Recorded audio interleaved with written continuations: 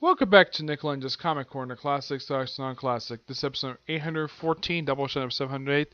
Yeah, this one is basically two hardcover one-shots that I do count as basically, they're basically the same length as basically traditional graphic novels.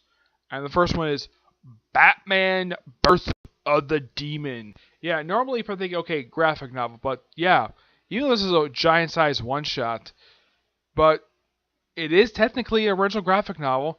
Now, unlike the other book I'm reviewing next, this is not an Elseworld story. This is actually canon. The whole Birth the Demon thing is kind of, well, how Roz became the way he was. And apparently, the whole thing with Lazarus, but apparently he's been alive since just before the Crusades. Yep. They mentioned about how he had a wife back then, and the fact he's from someplace. It's implied it might be Egypt or Saudi Arabia. It's never specifically stated. And of course, it also deals with the origin of the Lazarus Pit, where the original Lazarus Pit was made up of chemicals that he just poured into some open pit. Yep.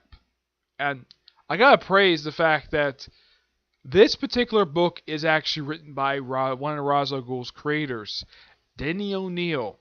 Neil Adams has nothing to do with this book at all. The artwork in here is done by an artist by the name of Norm Breyfogle. I think that's how you pronounce the guy's name. Norm Breyfogle. Yeah, a guy who just passed away last week. Yeah, he just passed away last week. Never got a chance to meet the guy, but the guy basically does fantastic artwork. Yeah. Here's a sample of it. It's really, really good. And if you want to know, when did this book come out? This book came out in 1982. This book is 26 years old. Yeah.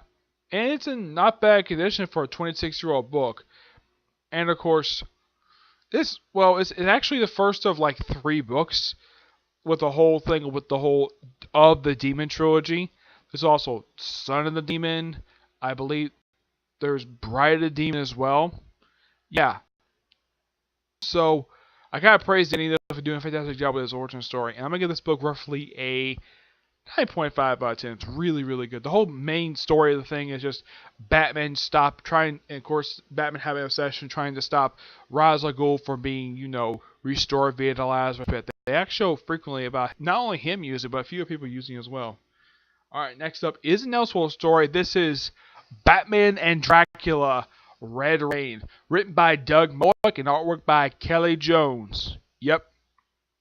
Main gist of the story is this. There are some vampire attacks going across Gotham, and of course Batman has discovered that the culprit of this person kind of the master behind all these vampire attacks is Dracula himself. And no, he's not drawing Bela Ghostly version or the one that Marvel Comics does.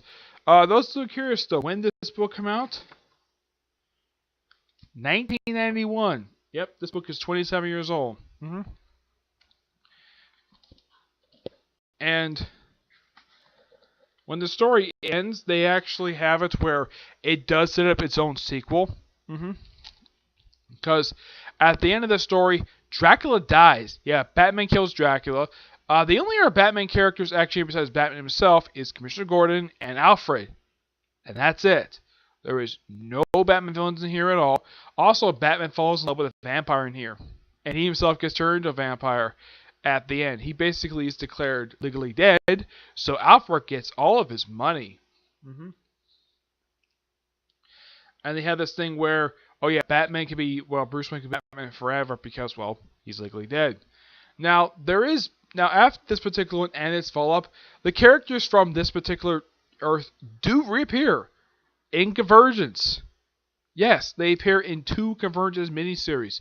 Batman himself actually appears in the Convergence Swamp Thing miniseries.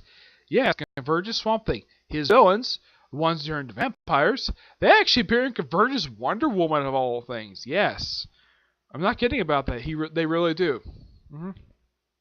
This is a terrific story. I think Linkara has reviewed this for Long Box of Dip. It's a really good one shot. If you're a fan of Doug Moak and Kelly Jones, these two as a creative duo, I do recommend checking this out. If you're a fan of vampire lore, check this out.